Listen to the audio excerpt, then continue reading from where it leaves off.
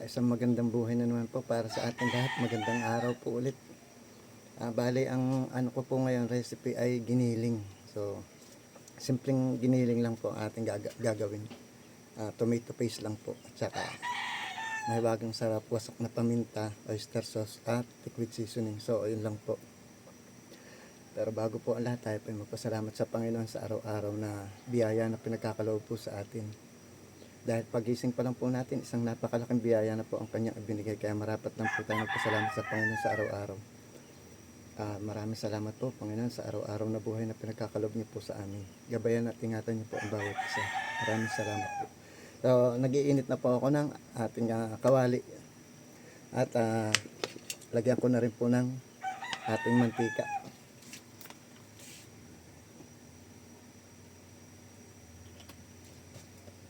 Nakapag-gayat na rin po ako ng carrots at patatas, bell pepper, at saka yung mag best friend, bawang at sibuyas.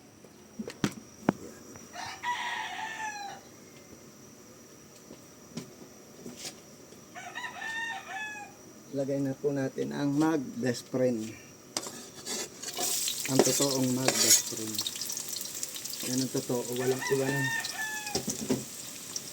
Kahit sa ampunsyonan, kahit sa handaan, mapapiesta man, mapakasalan, mapabakdayan.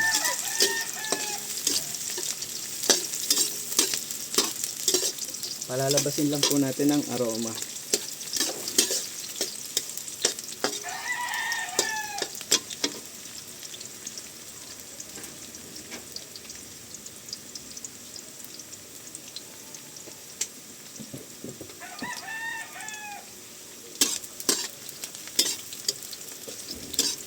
Yan, medyo labas na po ang kanyang aroma. So, lagyan na natin ang ating tomato paste.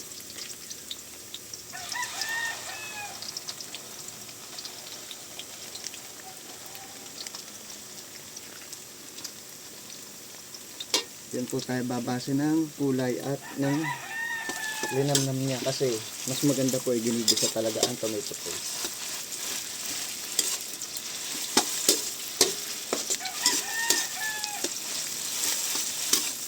Pag gisang-gisa, mas maganda.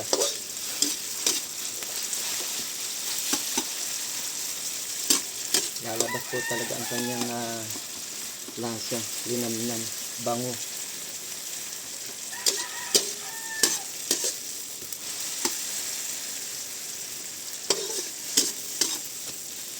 Pagka medyo nasusunog-sunog kasi ang tomato paste po, bumabango at lumalabas po talaga ang kanyang linamnam.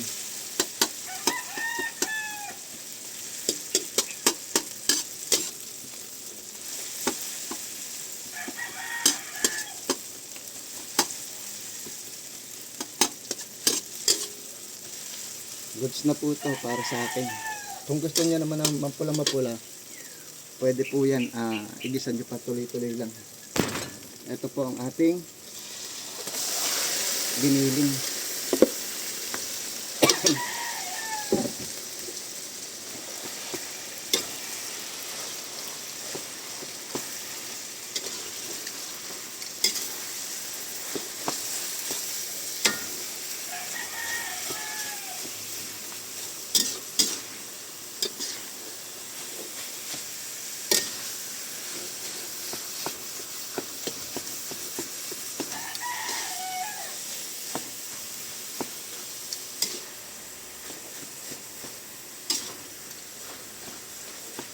Kung kayo mag-alala, hindi po masusunog yan. Ano po yan,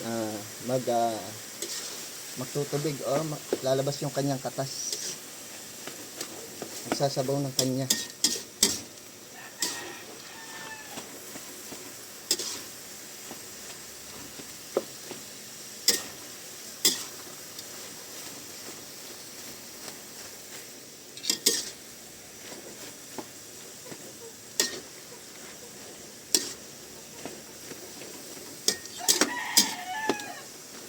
Ito nyo naman po, pinigisa pa lang natin pero ang ganda na ng kulay niya.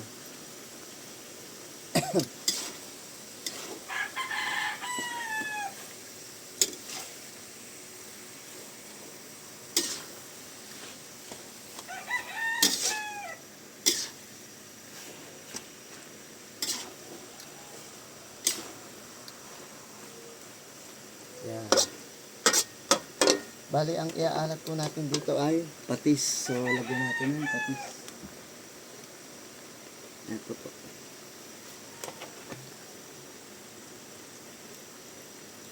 Panchameter po ang ating gamit yan.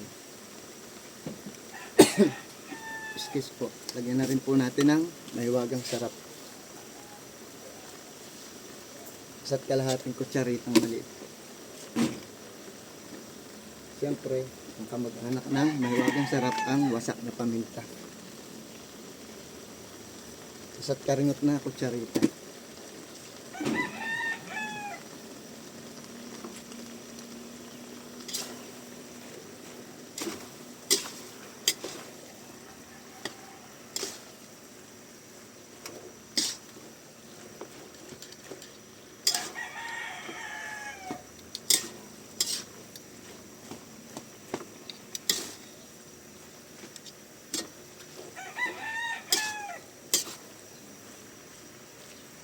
Lagyan na rin po natin ng oyster sauce. Ito po ang ating oyster sauce.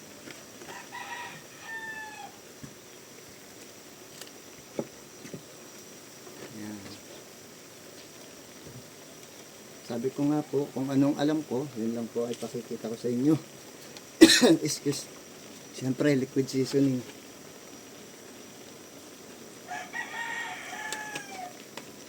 Hindi po tayo mag-ano ng magmamagaling sa pagluluto. Kung ano lang po ang alam natin, yun po ang ating pakikita.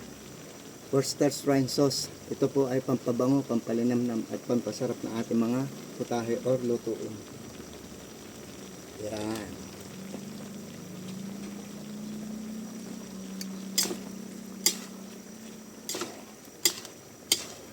Ang bango po kaagad. Parang pwede. Ay, tama na. Joke-joke lang po.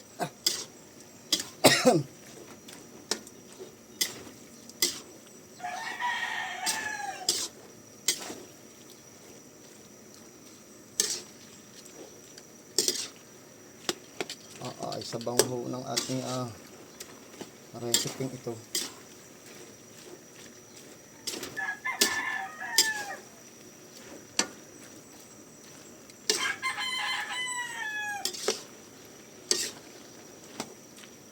Parang pwede na ho ay. Aba. Parang pwede na.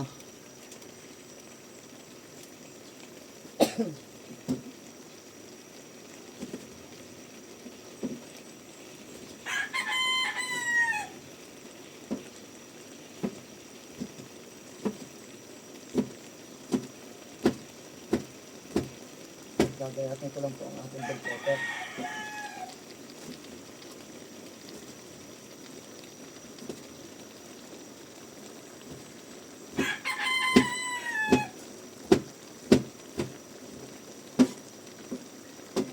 Yan. Okay na po ang ating bell pepper. Yan po, nakikita nyo sasabaw na siya. Yan po ang talagang katas niya. Kaya pwede pong hindi na tayo maglagay ng tubig or ng sabaw.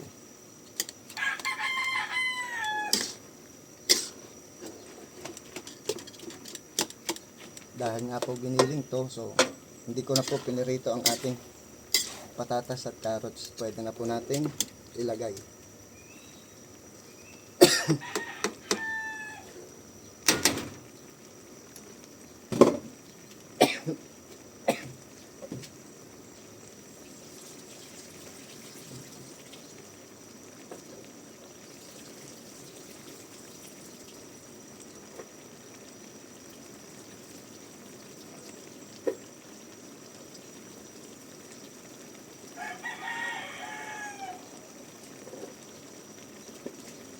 Hindi na po natin pinirito to, so lagay na po natin para dito na siya lumambot sa ating pork giniling. Wala na po tayong ibang sahog na ilalagay dyan. Goods na po yan.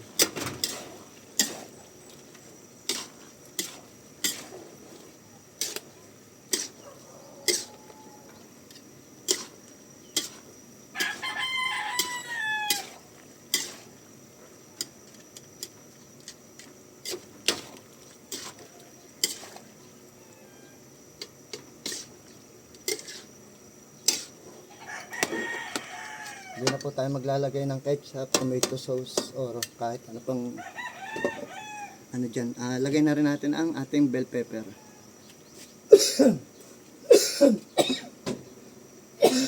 Excuse.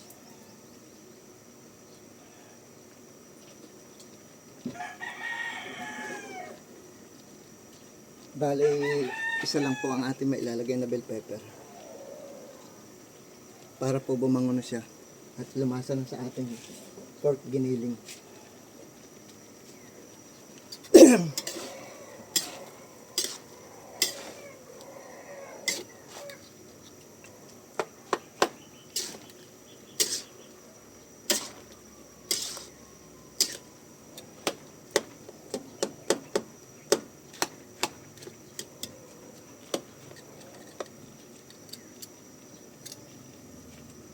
Ang bango po, ang sarap sa kanin, sa bahaw.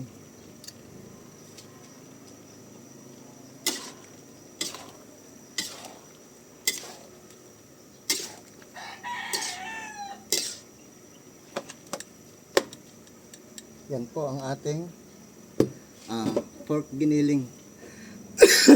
Excuse po. Bale, ano lang po, tomato paste lang po ating ginamit dyan. May wagang sarap, wasak na paminta. Saka oyster sauce, liquid seasoning at Worcestershire sauce. So hanggang dito na lang po, and God bless, magandang buhay po sa atin lahat.